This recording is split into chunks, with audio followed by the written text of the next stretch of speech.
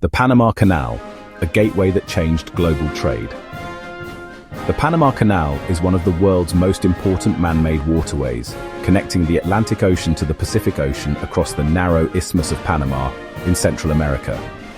At about 82 kilometers, 51 miles long, the canal allows ships to bypass the long and treacherous route around the southern tip of South America, saving nearly 13,000 kilometers on major trade routes like New York to San Francisco. It is both an engineering triumph and a pillar of global maritime commerce. The idea of a canal dates back to the 16th century, but it wasn't until the late 19th century that construction began. The first serious attempt, by the French under Ferdinand de Lesseps, failed due to poor planning, engineering challenges, and deadly tropical diseases like malaria and yellow fever, causing over 20,000 deaths. In 1904, the United States took over, helped Panama gain independence from Colombia, and began construction with improved medical and engineering methods. After a decade of effort, the Panama Canal officially opened in 1914, symbolizing American industrial might and changing the course of global shipping forever. Unlike the sea-level Suez Canal, the Panama Canal uses a lock system to raise ships up to Gatun Lake, an artificial lake created by damming the Chagres River, and then lower them back down on the other side. Ships are lifted about 26 meters, 85 feet, above sea level, passing through three major sets of locks: Gatun locks on the Atlantic side and Pedro Miguel and Miraflores locks on the Pacific side. A typical transit takes around 8 to 10 hours. The canal sees over 13,000 vessels per year, moving around 5% of all global maritime trade. It handles a variety of cargo, including oil, LNG, grains, cars, and containerized goods. Countries like the United States, China, Japan, and Chile are among the top users.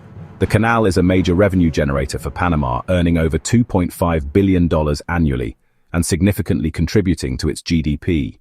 To meet rising demand, the Panama Canal Expansion Project, completed in 2016, added a third set of locks capable of handling Neo-Panamax ships vessels that are longer, wider, and carry more than 14,000 containers, more than double the previous capacity.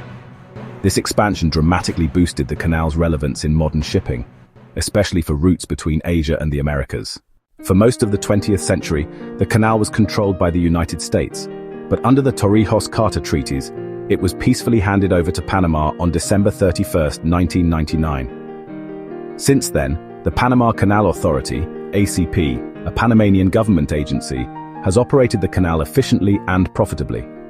While the transition was successful, foreign influence, particularly growing Chinese investment in Panama's ports and logistics, has raised strategic concerns, especially from the United States. However, the canal faces challenges.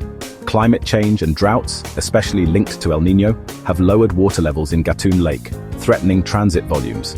Congestion due to growing trade traffic also causes occasional delays. Furthermore, competition from other routes like the Suez Canal or a possible Nicaragua Canal adds pressure, though the Panama Canal still enjoys strong infrastructure and reliability advantages. To stay competitive and sustainable, Panama is investing in water conservation, green shipping corridors, and digital modernization to track and guide vessels more efficiently. The canal is also evolving into a symbol of environmental responsibility, balancing economic growth with ecological protection. In conclusion, the Panama Canal is far more than a passage between oceans. It is a cornerstone of the modern global economy. It stands as a remarkable feat of human engineering, a legacy of international diplomacy, and a living symbol of Panama's rise as a strategic nation in world trade. As global shipping continues to grow and adapt, the Panama Canal will remain one of the most crucial arteries of international commerce.